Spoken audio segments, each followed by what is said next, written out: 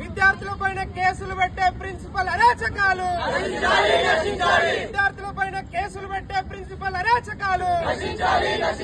Save save legacy. ఈమె మాకు support చేయాల్సింది పోయి ఇంకా మా కాలేజీని వెనక్కి గుంజుతుంది. మా సపోర్ట్ తోటి ఆమె ముందు తీసుకుపోవాలి ఇంకా మా కాలేజీని.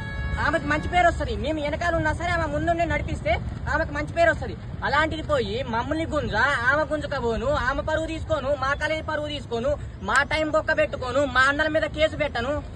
ఏంది మాకి బాధ? అన్నోళ్ళు ఎంత బాధపడుతున్నారు, ఎంత భయపడుతున్నారు. కేసులు పెడుతుందా? మా ఎన్రోల్మెంట్ ఏం కావాలి అసలు నాకు అర్థం కాదు. మా ఎన్రోల్మెంట్ కి మేము కేసులు లేకపోతే మంచిగా ఎన్రోల్మెంట్ అవుతుంది. ఒకవేళ కేసు పెడితే మా ఎన్రోల్మెంట్ ఆగిపోతుంది. మా అమ్మ నాన్న మా బువ్వ తిందామని ఆగుతున్నారు అసలు వాస్తవానికి. అలాంటిది మా కేసు పెడితే మేము మా అమ్మ నాన్నకి ఏమని సమాధానం చెప్పుకోవాలి?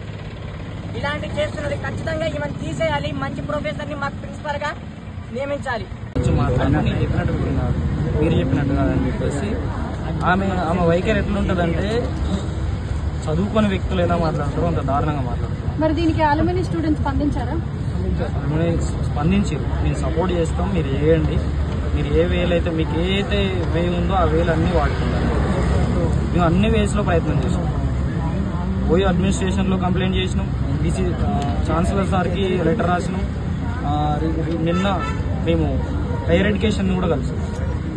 ప్రతి ఒక్కరు చెప్పేది ఏంటంటే ఆమె మీద అన్ని రకాల కంప్లైంట్స్ ఉన్నాయి. నాట్ ఓన్లీ ఫ్రమ్ స్టూడెంట్స్, అంటే అకాడమిక్స్ వైజ్ కాదు, బయట నుంచి ఆమె అప్పుల నుంచి ఇంకా చాలా కంప్లైంట్స్ ఉన్నాయని చెప్పి అందరూ చాలా రకాల కంప్లైంట్స్ ఉన్నాయని చెప్తున్నారు. కానీ ఎవరు కూడా రెస్పాండ్ అవుతారు, యాక్షన్ తీసుకుంటారు.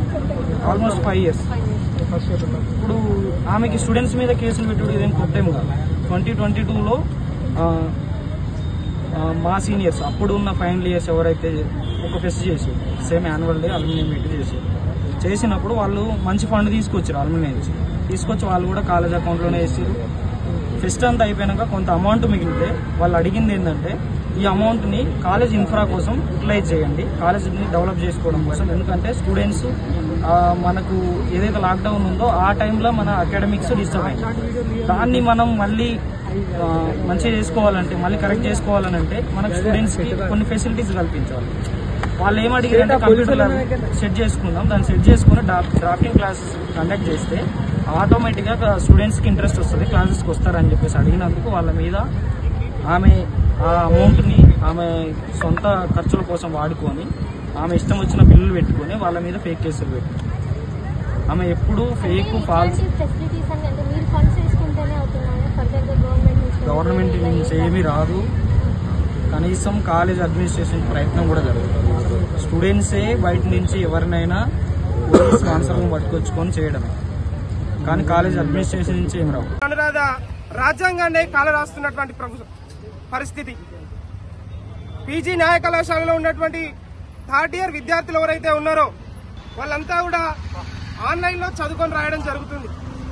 అంటే ప్రొఫెసర్ లేని ఈరోజు గవర్నమెంట్ న్యాయ కళాశాలకు ఎందుకు? అంత 125 సంవత్సరాల చరిత్ర కలిగినటువంటి న్యాయ కళాశాలకి ఒక సీనియర్ ప్రొఫెసర్ ని మాకు ప్రిన్సిపల్ గా అపాయింట్ చేయాలి. మేము బాధలు చెప్పుకుందామంటే మాకు ఎవరు లేరు. అనేక మంది విద్యార్థులు ఈరోజు అనామకులుగా మా కళాశాలలో ఉన్నారు. బాధలు చెప్పుకుందామంటే ప్రిన్సిపల్ క్యాబిన్ కి రానియదు, బాధలు మాట్లాడదామంటే మమ్మల్ని దగ్గర రానియదు.